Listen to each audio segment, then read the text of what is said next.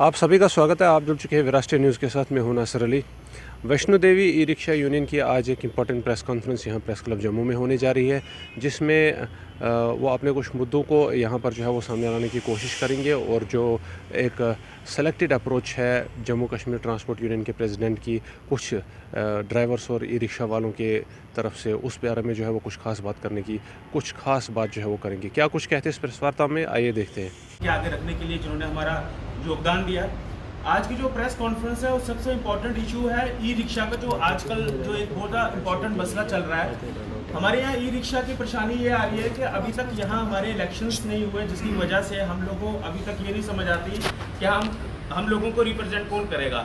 जब government of India ने इस ड्रीम को लाया ग्रीन कॉरिडोर बनाने के लिए, उस वक्त गवर्नमेंट ऑफ इंडिया को ये नहीं पता था कि इस तरीके से लोगों का उनको सपोर्ट मिलेगा और इस तरीके से जो ई रिक्शा वो बढ़ेगा। इस वक्त मोर देन 2500 से ज़्यादा ई रिक्शा चल रहा है, लेकिन हमें प्रॉब्लम है कि जो यूनियन का मसले हैं, क्योंकि कुछ लोग अपने आप को सेल्फ मेड बना के चेयरमैन और प्रेसिडेंट जाके J&K ट्रांसपोर्ट एसोसिएशन के बैनर के नीचे बैठ गए।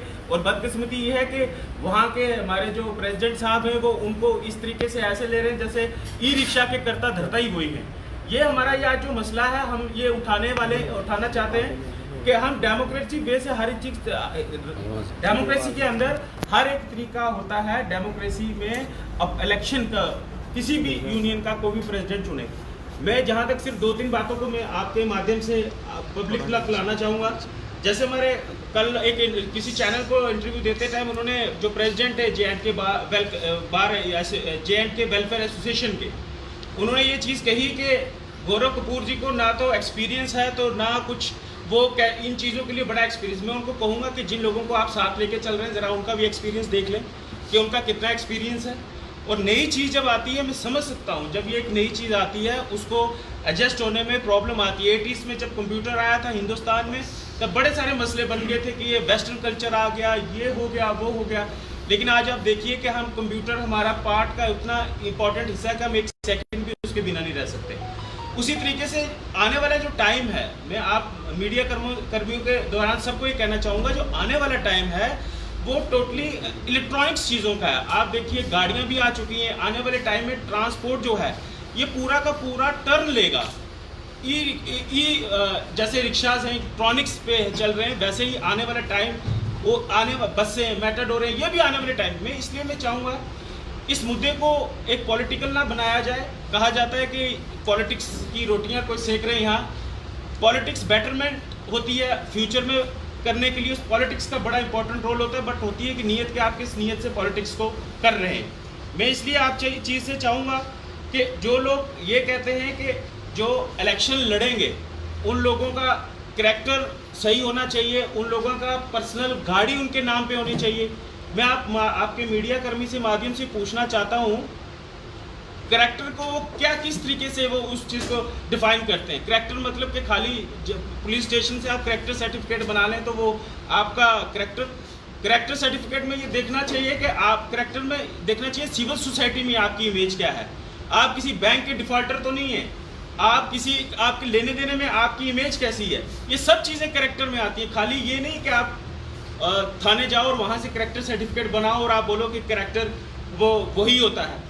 दूसरी चीज़ मैं आपको ये चीज़ कहना चाहूँगा, मेरी रिक्वेस्ट है सभी जितने भी ऑटो चलाने वाले हैं या मेरे मेटाडोर साथी हैं, वो इस चीज़ को समझें कि जब दौर बदलता है थोड़ा बहुत कंप्रोमाइज़ सब जगह करना पड़ता है। हम ये एडमिनिस्ट्रेशन का मैं स्पेशली शुक्रिया अदा करूँगा अपने दिल से, गहराइयों से, अपनी टीम की तरफ से, क्योंकि हम जितनी बार भी एडमिनिस्ट्रेशन के पास गए, स्पेशली डीसी मैडम के पास, एडिशनल डीसी साहब के पास, उन्होंने बड़ा अच्छा हमें रिस्पांस दिया और उन्हीं के रिस्पांस के नतीजा हम आज लोग इतने इकट्ठे हुए हैं कि हमें लग रहा है कि हमारी जो सुनवाई है वो प्रॉपर हो रही है।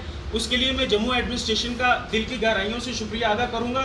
और लास्ट में मैं एक चीज़ आपके माध्यम से कहना चाहूँगा कि अब वो दौर ख़त्म रहा जब आप एडमिनिस्ट्रेशन को या और लोगों को ब्लैकमेल करें और उन लोगों को अपनी जिद्दें मनवाने के लिए आप ये काम करें। मुझे लगता है कि अब टाइम वो नहीं है, अब टेबल टॉक का हमेशा टाइम रहा है। मैं चाहूँगा कि वो टेबल टॉक करें, हर एक मसले को टेबल पे करें। हम भी चाहते हैं जो ई रिक्शा इस वक्त हमारी जो टीम है मोर देन 1700 से ऊपर ई रिक्शा को रिप्रेजेंट कर रही है, जिसका रिकॉर्ड मैंने ये सामने, अगर आप चाहेंगे तो मैं आपको सारा रिकॉर्ड दे दूँगा। तो हम ये चाहेंगे कि जो लोग 50 और रिक्शा जिनके अंडर है अपने आप की स्किल सेव करने के लिए जाके J&K ट्रांसपोर्टेशन एसोसिएशन के अंदर बैठ गए, और बदकिस्मती की वो ट्रांसपोर्ट भी सोचती है कि वही सारे ई रिक्शा है, क्योंकि रिसेंटली उन्होंने कहा कि कुछ दिन पहले एडमिनिस्ट्रेशन से मीटिंग हुई, हम दो बंदे ऑटो के और 2 बंदे ई रिक्शा की तरफ से रिप्रेजेंट गए थे, और हम लोगों ने रूट डिसाइड किया, हम लोगों ने ये डिसाइड किया, वो किया। मैं पूछना चाहूँगा कि जिन 2 लोगों को आप लेके गए थे उनका पहले आप देखिए कि उनका होल्ड कितना ई रिक्शा तक है।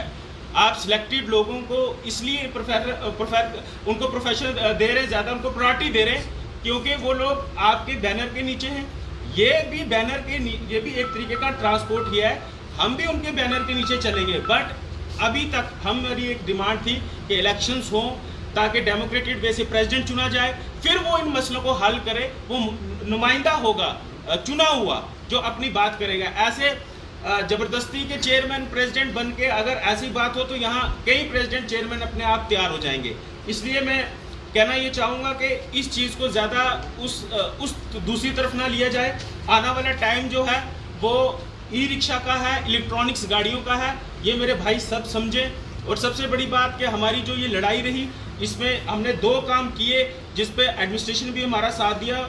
हमने जब ई रिक्शा जब आए यहाँ पे पर्ची सिस्टम शुरू हुआ, हमें ये था कि ये जो पर्ची कटती है या यूनियन जब बनती है तब पर्ची कटती है, वो पैसा जो है वो यूनियन को जाता है, वो कल इनके वेलफेयर में काम आता है जो ई रिक्शा के ड्राइवर्स और ऑनर्स होते हैं। लेकिन बगैर किसी यूनियन के पर्चियाँ कटती रही, वो बंद हुई, और उसमें हमें एडमिनिस्ट्रेशन ने पूरा इस चीज़ की छोटी दी है कि अगर आप बाय फोर्स आपकी पर्ची को कटती है वो आप हमारे नोटिस में लाएँ।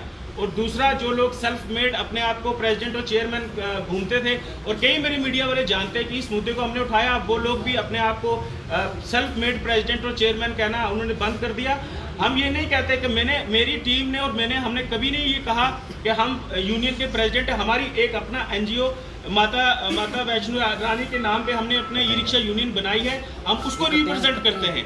हमने नहीं कहा कि पूरे J&K के या पूरे जम्मू डिस्ट्रिक्ट के हम लोग प्रेसिडेंट हैं या चेयरमैन हैं, जो ये बाकी साथी यहाँ कहते हैं। इसलिए फाइनली मैं आप सबको यही रिक्वेस्ट करना चाहूँगा कि इस मसले को उस दूसरे एंगल पे ना लिया जाए, और जो लोग बात करते हैं कि उनके पास अपना प्रेसिडेंट के क्राइटेरिया है इलेक्शन लड़ने वाले का, उसका करैक्टर ठीक होना चाहिए, उसका अपना नाम पे गाड़ी होनी चाहिए। मैं आपके माध्यम से पूछना चाहूँगा कि तो ज़रा आप ये भी देख लें कि जो ट्रांसपोर्ट यूनियन में जितने हमारे जो साथी सब बैठे हैं, जो कुर्सियों पे बैठे या जहाँ बैठे, उनके नाम पे अपनी सब गाड़ियाँ हैं कि नहीं हैं। मैं इससे ज़्यादा लास्ट में यही कहूँगा कि एक ई रिक्शा जो है वो एक ग्रीन कॉरिडोर बनाने के लिए लाया गया था कि ग्रीन कॉरिडोर बनेगा, जो पोल्यूशन जो है, क्योंकि आज के टाइम में इतने लोग बीमारियों से नहीं मरते जितना पोल्यूशन की वजह से, इन्फेक्शन से और इन एलर्जी इन चीज़ों से मरते हैं। इसलिए आज के टाइम हम समझते हैं कि हम लोग ब्रांड एम्बेसडर हैं एक तरीके के। जो गवर्नमेंट ऑफ इंडिया ने ग्रीन कॉरिडोर जो लॉन्च किया है उसके हम ब्रांड एम्बेसडर हैं। हम अपना रोल जो है बड़ी अच्छी तरह निभा रहे हैं। हमारी बिल्कुल 1-to-1 एडमिनिस्ट्रेशन के साथ है। हमें जो भी डिसीजन हमें लेना है हम एडमिनिस्ट्रेशन के साथ बैठ के लेंगे। फोर्सफुली अगर कोई हमें ये कहेगा कि आप इस डिसीजन लो या हम आपके रूट डिसाइड करेंगे, या मैं पूछना चाहता हूँ कि ई रिक्शा चलाने वालों के फैसले अगर कोई और गाड़ियाँ चलाने वाले लेंगे तो फिर ई रिक्शा वालों की क्या वो वैल्यू रहेगी।